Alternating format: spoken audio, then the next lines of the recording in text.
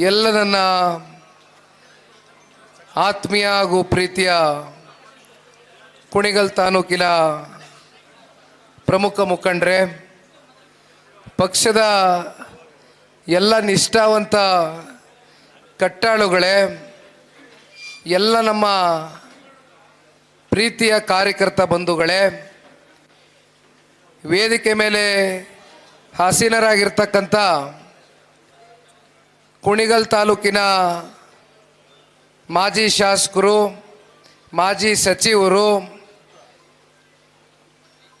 ಹಿರಿಯಕರು, ಅನುಭವಿಗಳು, ಜೊತೆಯಲ್ಲಿ ನಮ್ಮ ಪಕ್ಷದ ವರಿಷ್ಠರು ಸನ್ಮಾನ್ಯ ದೇವೇಗೌಡರು ಸಾಹೇಬರ ಜೊತೆಯಲ್ಲಿ ಹೆಗಲಿಗೆ ಹೆಗಲು ಕೊಟ್ಕೊಂಡು ಕುಣಿಗಲ್ ತಾಲೂಕಿನಲ್ಲಿ ನಾನು ಹೋಗ್ತಾ ಇನ್ನೂ ಮಾತನಾಡ್ತೇನೆ. ಆದರೆ ಭಾಳ ಚೊಕ್ದಾಗಿ ಹೇಳಬೇಕು ಅಂತಕ್ಕಂಥದ್ದಾದರೆ, ಇವತ್ತು ನಮ್ಮಂಥ ಯುವ ಪೀಳಿಗೆಗೆ ಡಿ ನಾಗರಾಜಣ್ಣ ಅವರು ಒಂದು ರೀತಿ ಕುಣಿಗಲ್ ತಾಲೂಕಿನಲ್ಲಿ ಅತ್ಯಂತ ಒಂದು ಸ್ಫೂರ್ತಿದಾಯಕವಾದಂಥ ಒಂದು ನಾಯಕರು ಅಂತಕ್ಕಂಥದ್ದನ್ನು ಈ ಸಂದರ್ಭದಲ್ಲಿ ನಾನು ತಿಳಿಸ್ಲಿಕ್ಕೆ ಬಯಸ್ತೇನೆ. ಪ್ರಾಸ್ತಾವಿಕವಾಗಿ ನಮ್ಮೆಲ್ಲರನ್ನು ಉದ್ದೇಶಿಸಿ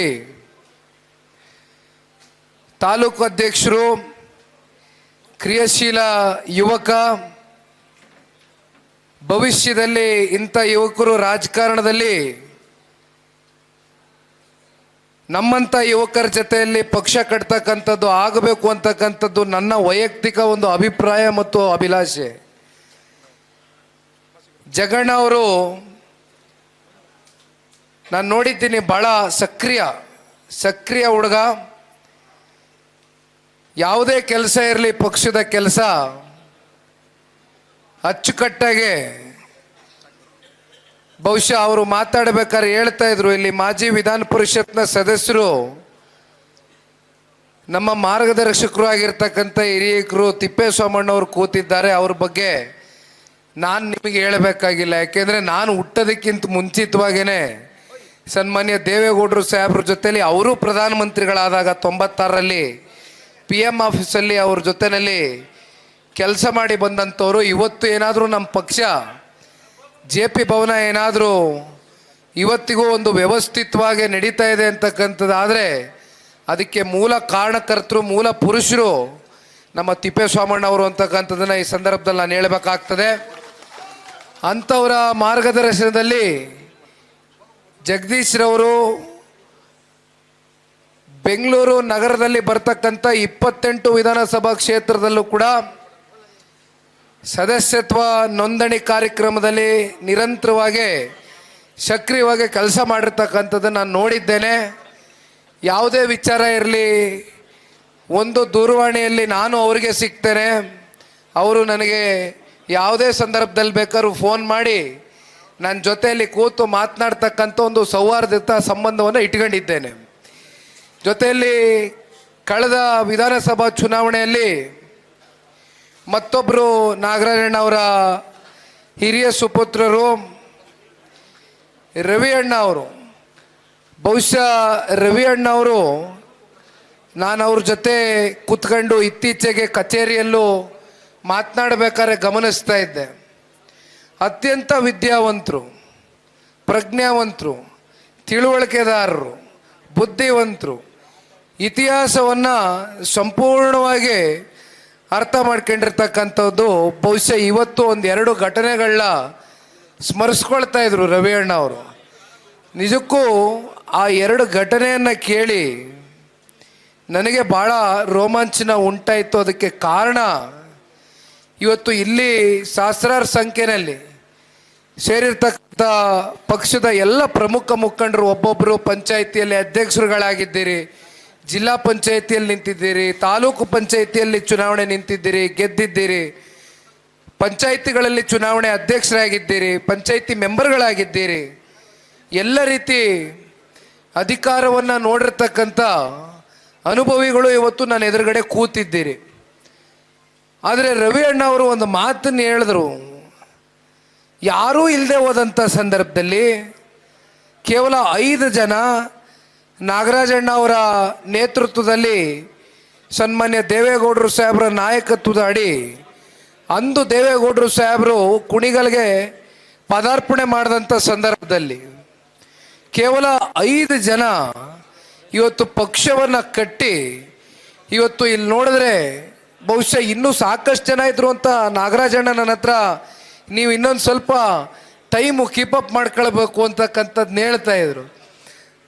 ಆದರೆ ನಮ್ಮ ಪಕ್ಷದಲ್ಲಿ ಅದು ಬಹುಶಃ ಕುಮಾರಣ್ಣನಿಂದ ದೊಡ್ಡ ಸಾಹೇಬ್ರಿಂದ ನಾವು ನೋಡ್ಕೊಂಡು ಬರ್ತಾನೆ ಇದ್ದೀವಿ. ಅಂಜನಪ್ಪನವ್ರು ನಗ್ತಾರೆ, ನಮ್ಮ ಜಿಲ್ಲಾಧ್ಯಕ್ಷರು. ಅವರು ಭಾಳ ಹಿರಿಯಕರು, ಹಲವಾರು ವರ್ಷದಿಂದ ಜಿಲ್ಲಾಧ್ಯಕ್ಷರ ಕೆಲಸ ಮಾಡ್ತಾ ಇದ್ದಾರೆ, ಭಾಳ ಸಕ್ರಿಯರು, ಅವ್ರಿಗೆ ಗೊತ್ತಿದೆ ಎಲ್ಲ. ನಮ್ಮ ಪಕ್ಷದಲ್ಲಿ ಹೇಗೆ ಅಂದರೆ, ನಾನು ಒಂದು ತೀರ್ಮಾನ ಮಾಡಿದ್ದೆ ಈ ರಾಜ್ಯ ಪ್ರವಾಸದಲ್ಲಿ. ನಾನು ಎಲ್ರಿಗೂ ಕೈ ಜೋಡಿಸಿ ಮನವಿ ಮಾಡೋಣ ಅಂದ್ಕೊಂಡಿದ್ದೆ.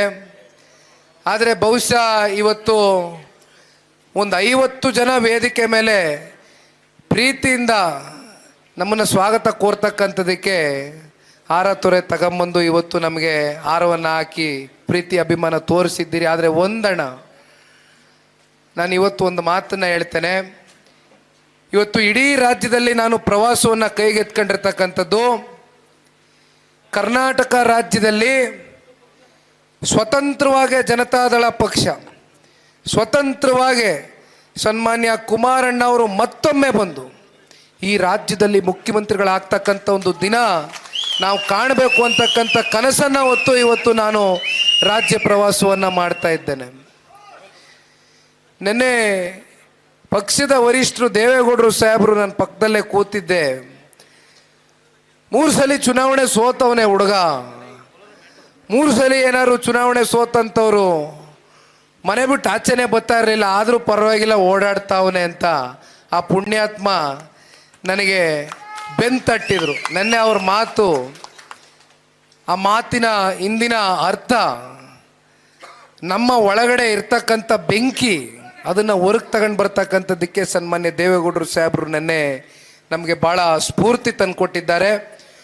ಅಣ್ಣ, ನಾನು ಇವತ್ತು ಸಂಸದ ಆಗ್ತಕ್ಕಂಥದ್ದು, ಶಾಸಕನಾಗ್ತಕ್ಕಂಥದ್ದು ಅದು ನನ್ನ ಗುರಿ ಅಲ್ಲ.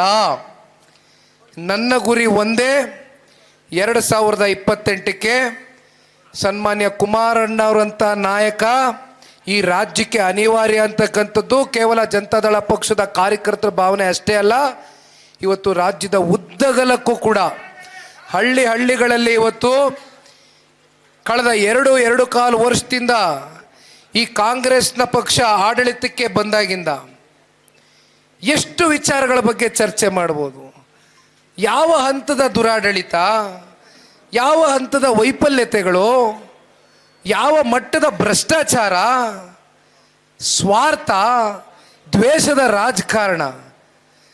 ಬಹುಶಃ ಹಲವಾರು ರಾಜಕೀಯ ಪಕ್ಷಗಳು, ರಾಜಕೀಯ ನಾಯಕರುಗಳು ಕರ್ನಾಟಕ ರಾಜ್ಯದಲ್ಲಿ ಸ್ವತಂತ್ರ ಬಂದಾಗಿಂದ ಆಡಳಿತ ಮಾಡಿದ್ದಾರೆ. ನೀವೆಲ್ಲ ನೋಡಿದ್ದೀರಿ.